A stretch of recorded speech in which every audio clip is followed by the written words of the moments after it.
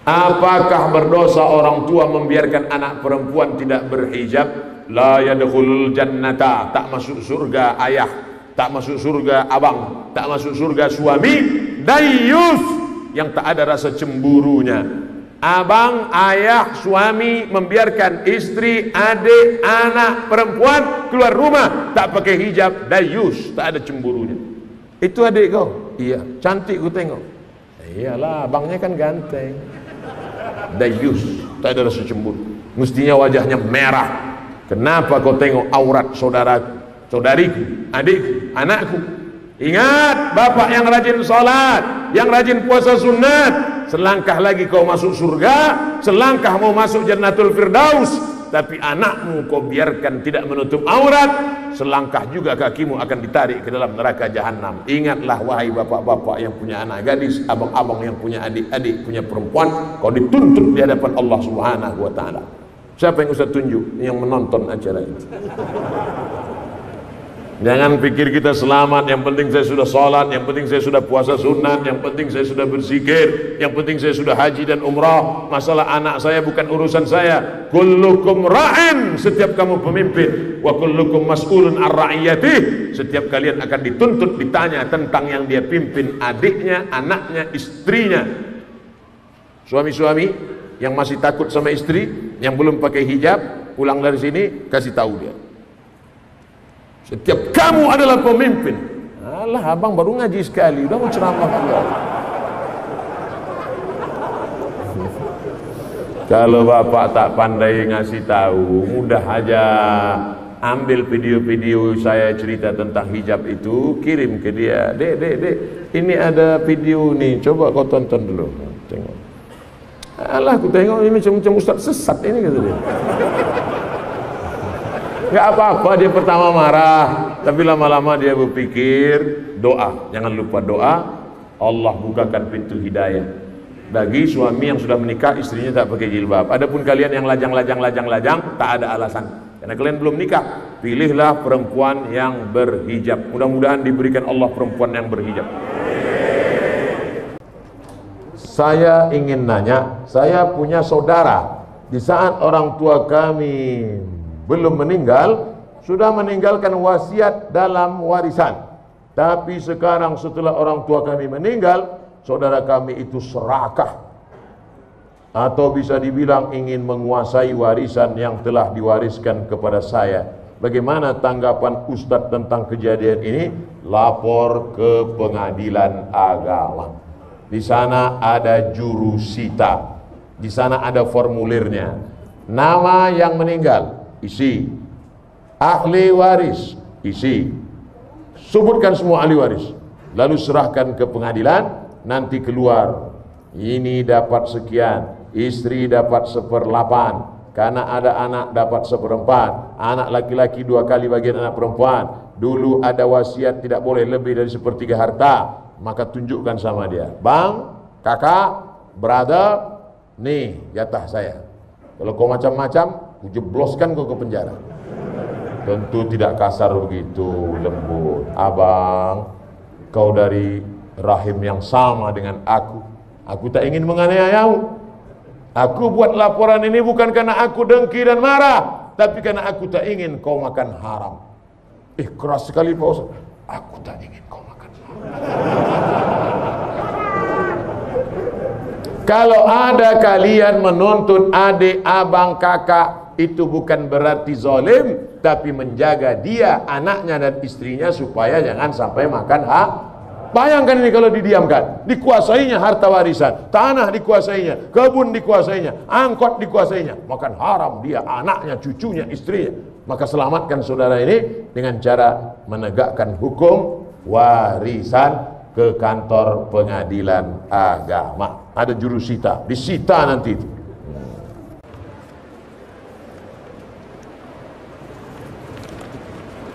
Saya masih single, belum berkeluarga. Jelas tuh dah. Tak perlu kau katakan 2 kali, aku faham. Saya niat mau hijrah Pak Ustadz. Mantap, ini momen hijrah. Yang pakai sabu-sabu, hijrahlah. Yang minum khamar, hijrahlah. Yang pacaran, hijrahlah. Selama ini bingung kapan momennya ya. Aku mau taubat sebenarnya, terus nunggu tanggal merah.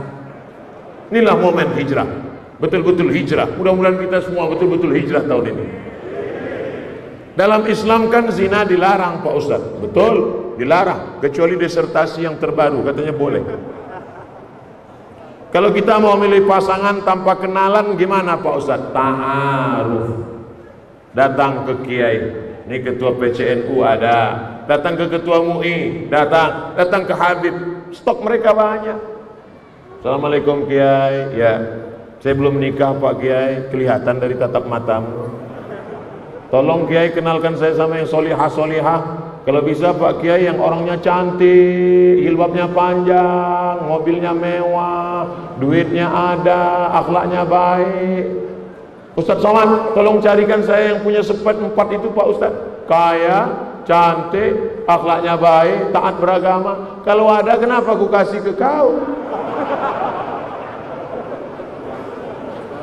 Man talaba akhan bila aibin baqiya bila akhin. Siapa yang mencari kawan yang tidak bercacat seumur hidup tak bercacat.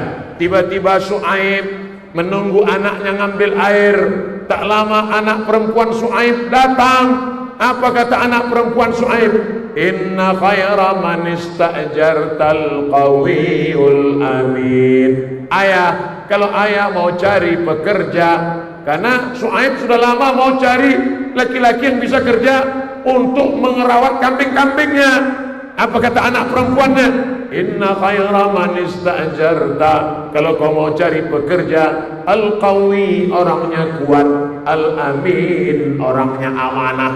Ada kuat tapi tidak amanah, ada orangnya amanah tapi letoy. Yang lebih parah, sudahlah loyo, nggak amanah. Ayah, kalau ayah mau cari orang pekerja, pilihlah orangnya kuat dan amanah. Kata Su'aib, orangnya mana? Nggak jauh-jauh dari ayah. Nih orangnya, Musa alaihi. Su'aib curiga. Sudah lama kamu kenal dengan dia? Baru tadi ayah. Kok bisa kamu tahu dia kuat? Kebetulan kami ngantri mau ngambil air ayah. Sumur itu tertutup batu besar. Batu bergelinding dari atas menutup pintu sumur. 30 orang menggeser tidak bisa. Akhirnya laki-laki ini datang. Dia geser dengan tangannya, terbuka pintu sumur dan kami pun bisa mengambil air. Inilah orangnya ayah. Dari mana kau tahu dia amanah? Setelah mendapat air kami berjalan. Saya di depan, dia di belakang. Angin bertiup kencang, nampak lekuk tubuhku. Maka kata dia, hai perempuan, kau di belakang, aku di depan. Amanah, nggak perlu kenalan lama, sudah tahu kuat dan amanah. Oleh sebab itu banyak orang pacaran 2 tahun, 3 tahun, 5 tahun, tapi tak tahu apakah dia kuat atau amanah. Ternyata semuanya penuh dengan kepalsuan, pencitraan, kebohongan. Maka carilah laki-laki yang amanah, yang jujur, yang baik, yang dikenal oleh ustadz, yang diketahui oleh habib, jamaah dari ulama. Maka insya Allah selamat kalian dunia akhirat. Jangan lihat dari kendaraan dia datang naik apa, karena boleh jadi mobil mewah itu belum lunas. Ini kalau datang naik ojek langsung diusir pulang. Perhatikan baik-baik, lagi-lagi yang dipilih adalah yang unggul, akidahnya benar, ibadahnya betul, dan berakhlakul karimah. Ustadz, saya mau nanya, jika ibu saya menikah lagi dengan laki-laki lain, ayahnya udah meninggal, sekarang dia tinggal sama ibunya mau nikah lagi, kira-kira begitu. Apakah saya harus menghormati dan menyayangi bapak baru saya seperti bapak kandung saya, sedangkan kakak-kakak saya melarang saya untuk mendekatinya? Di mana letak salahnya? Bapakmu yang baru itu rajin sholat berjamaah ke Jami' Al-Abrar, dia mendengarkan ceramah Ustadz Somad, dan dia pula orang yang baik, sopan santun. Kau tidak suka hanya karena dia bukan bapakmu, itu takdir Allah, itu ketetapan Allah. Kenapa kau tidak ridha menerimanya? Kecuali bapakmu yang baru itu sakau, pengedar narkoba, itu pun kau tak boleh benci, kau tetap baik sama dia. Tenang ya Pak, tenang. Kau pergi lapor ke BNN. Ini banyak sekarang anak-anak yang keliru. Setelah bapaknya meninggal, ibunya dibiarkannya sendiri, padahal ibunya perlu nafkah, perlu kasih sayang. Maka sampaikan kepada dia, Mama, kalau mau menikah lagi, menikahlah. Biar kami susun tim fit and proper test. Begitu. Masukkan saya tim, nanti saya seleksi ayah kalian. Begitu juga sebaliknya. Ibu kalian meninggal, ayah kalian sebatang kara. Jangan kalian biarkan dia sendiri. Dia perlu ada yang memasak, ada yang merawat, ada yang menjaga dia. Bukan sekedar cuci laundry banyak. Kalau sekedar makan, rumah makan, restoran banyak, tapi dia perlu kasih sayang. Ini ada orang bapaknya ada sendiri, emaknya meninggal, dia kasih tahu, Papa, kalau mau pergi ke Surabaya, kakak ada. Kalau mau pergi ke Singapura, adik ada. Kalau mau ke Jakarta, saya ada. Kemana papa terbang, tak usah pikirkan. Kata bapaknya, kalian kemana aku terbang aja yang kalian pikirkan. Kemana aku hinggap tak kalian pikirkan.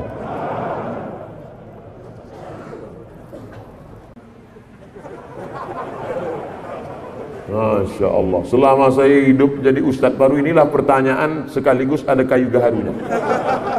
Ini kayu gaharu. Saya dari Majelis Taklim Nurul Huda, Desa Gudang, Kecamatan Simpang Rimba. Ini ada bingkisan berupa gaharu asli dari Bangka Belitung. Jazakumullahu khairan.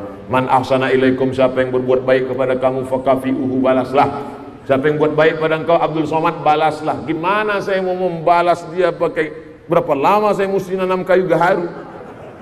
Fa illam tajidu, kalau kau tak sanggup membalas, fad'u lahu, doakan yang ngasih ini. Apa doanya? Jazahullahu khairal jaza, semoga Allah membalas dengan balasan yang terbaik.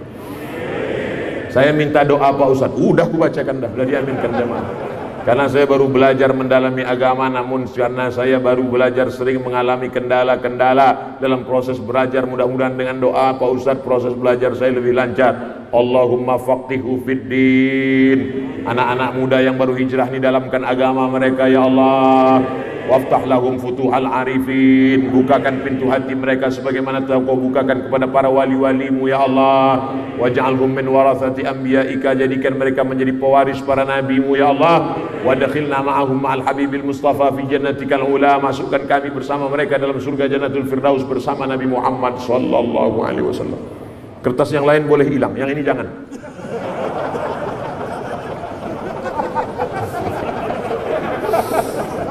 Apa hukum meninggalkan sholat wajib?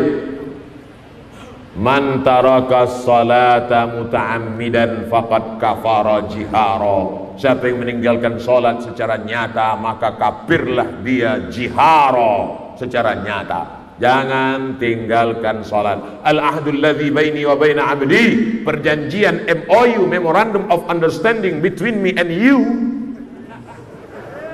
perjanjian antara aku dengan kamu, kata Allah, adalah sholat. Kalau kau tinggalkan sholat, batal perjanjian. Maka sehari semalam 17 kali kita perbarui, iyyaka na'budu wa iyyaka nasta'in. Assalamu alayka ayyuhan nabiyyu wa rahmatullahi wa barakatuh.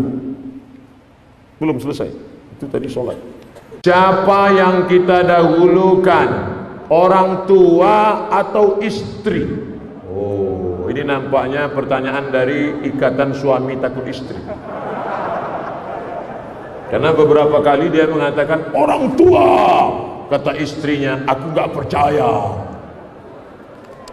Andai kau gendong ayahmu dan ibumu dari Bangka Tengah, kau pergi ke Makkah, kau keliling Ka'bah, kau cium Hajar Aswad, kau naik ke Bukit Sofa, kau pergi ke Bukit Marwah, kau pergi ke Padang Arafah, kau pergi ke Musdalifah, melontar jumrah di Mina, balik lagi ke Makkah, kau tawaf ifadah, belum tentu dapat menebus sekali teriakannya saat dia lahir ke atas dunia.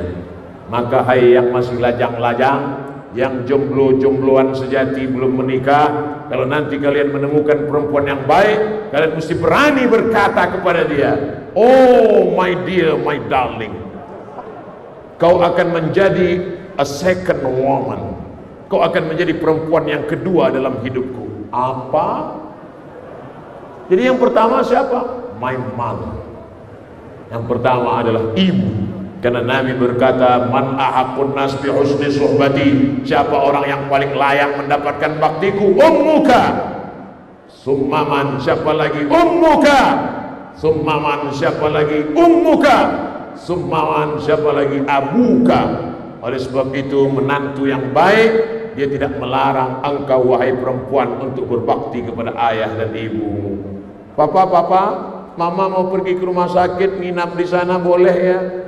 Jangankan kau nginap semalam, sebulan pun kau pergi, karena kau ketemu aku setelah kau dewasa. Adapun makmu, 2 jari tapak kakimu, sejengkal panjangmu, digendongnya engkau. Berapa kali dia tidak jadi tahajud gara-gara engkau? Berapa kali dia tidak jadi sholat duha gara-gara engkau? Pergi kau rawat ibumu di sana, tapi jangan lama-lama, aku takut nanti berpaling ke lain hati. Begitu kalau dapat menantu yang soleh. Makanya ibu-ibu carilah menantu yang soleh-soleh yang ada di dalam masjid ini saat ini. Nih banyak nih yang senyum, yang belum nikah aja. Yang udah anak 3 senyum juga. Boleh. Tabassumika fi wajhi akhika shadaqah. Senyummu ke wajah saudaramu adalah sedekah. Kami dari Bikers Subuhan Pangkal Pinang. Saya tak minta untuk foto aja. Gambar itu cuma di sini. Jaketnya. Oh, Bikers. Tengok. Bikers Subuhan 2,5%. Apa ini? Jangan lupa bayar zakat. Itu ada subuhan tuh artinya dia subuh aja datang, zuhur asar tak ada. Maksudnya sedangkan subuh aja dia datang, apalagi zuhur, itu maksudnya. Ini merah putih untuk menunjukkan bahwa anak-anak kalau sudah ke masjid jangan ragu tentang kecintaannya pada NKRI. Jangan curigai mereka mau mendirikan negara Islam. Mereka tetap cinta Pancasila. Apa yang terjadi belakangan ini membuktikan Allah sekedar mau menunjukkan siapa sebenarnya yang cinta pada NKRI, siapa yang benci pada NKRI. Takbir. Nih, sholat subuhnya rajin, beribadah, anak muda pakai jaket. Jadi kalian kalau pakai motor itu tolong pakai jaket. Karena ada beberapa orang, syukron, terima kasih. Ada orang setiap dia pergi koran diletaknya depan. Tak mau pakai jaket. Dimasukkannya koran. Rupanya sakit paru-paru. Pas diperiksa ronsen di rumah sakit, nampak koran. Masuk koran itu ke dalam. Jadi pakai jaket, pakai helm. Jangan macam ustadz yang semalam pakai trail itu, tak pakai helm. Itu tak betul, yang kalian ikut. Harus pakai helm. Pakai helm, yakinkan bunyi klik baru jalan.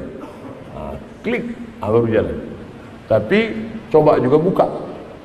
Karena saya pernah waktu diundang sama anak-anak muda, Ustadz, nanti dari hotel ke tempat acara Ustadz pakai motor ya. Oke lah. Klik dulu Pak Ustadz. Iya, klik. Pas sampai di lokasi tak bisa dibuka. Gawat. Sebetulnya tak berarti masalah, tapi karena live viral jadi masalah. Paksa diambil pisau. Begitu cabut saya campakkan helm. Ingat sampai sekarang. Trauma saya.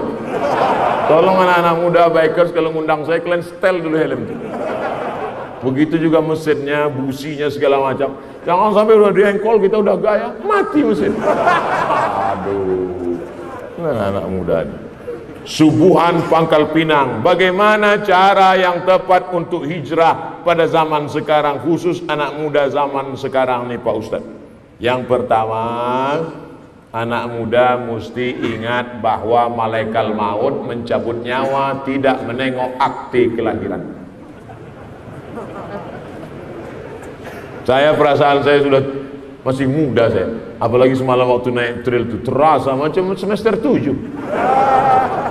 Tapi begitu saya tengok akte di belakang biografi Ustadz Johar Ridhoni Marzuki, saya tengok lahir 1987. Saya 77. Dia 87 nulis buku setebal ini.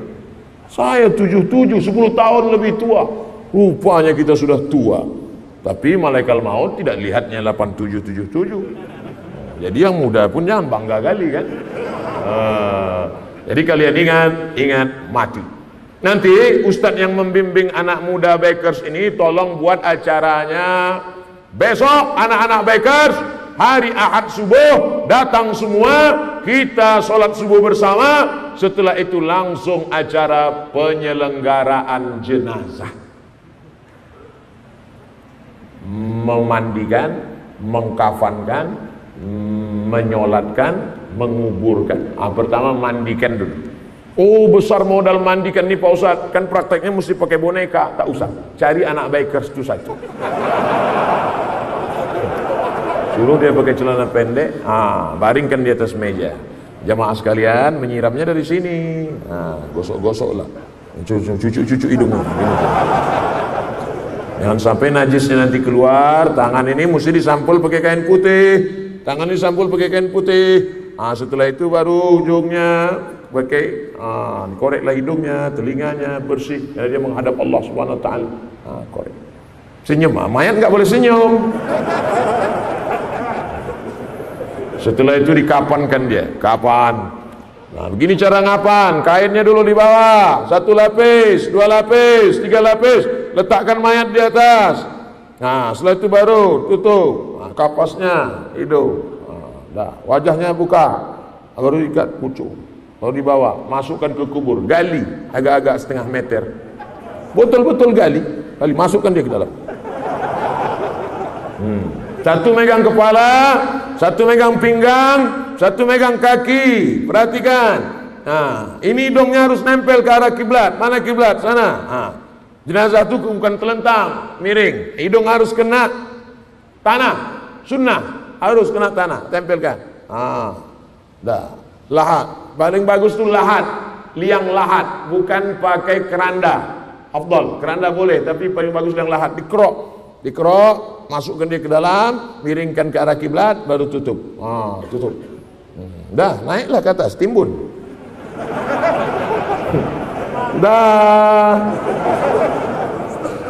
Mana yang paling bandel, mana yang suka pakai sabu narkoba, mana yang suka pacaran, insya Allah 2 gendang.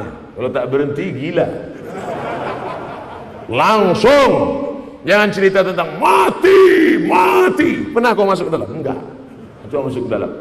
Baca kitab Tanbihul Mughtarrin, Syekh Abdul Wahab Asy-Sya'rani. Dulu mereka begitu. Mereka gali di dalam rumahnya, disiapkannya, asal hatinya keras, datang sombongnya, datang angkuhnya, datang cinta dunianya, bangun dia tengah malam, masuk dia ke dalam, mengingatkan, hai fulan, kau akan mati menghadap Allah Subhanahu Wa Taala. Ini yang pertama, anak muda mesti ingat mati. Tapi jangan keluar dari sini kalian bawaannya mau mati aja. Biasa naik motor ngebut, habis itu pelan, lari 20. Kenapa gak laju? Mau mati aja. Tetap laju, cuman bedanya waktu dulu kalau laju, sekarang semakin laju semakin kencang zikir. La ilaha illallah, la ilaha illallah, la ilaha. Otong polisi razia depan, prit, mana SIM? La ilaha illallah. Tetap Pak polisi lewatkan, ini jamaah kita ini. Jangan berdalih dengan agama kalau tak punya SIM. Jangan bawa-bawa nama Habib. Mana SIM? Saya jamaah Habib. Pas ketangkap nyebut Habib, pengajian tak datang. Ingat mati. Yang kedua, setelah engkau berhijrah, jangan sendiri, karena setan suka pada orang yang sendiri. Ikutlah komunitas. Ini komunitas apa namanya? Pemuda hijrah. Ini komunitas apa namanya? Bikers syariah. Oh, rupanya ada bikers konvensional. Ini komunitas apa namanya? Komunitas jombloan sejati. Mantap. Ini komunitas apa? Mantan LGBT. Harus ada komunitas-komunitas. Yang ketiga, Ini yang paling penting adalah jangan marah dikritik orang, karena mereka mengkritik itu karena sah.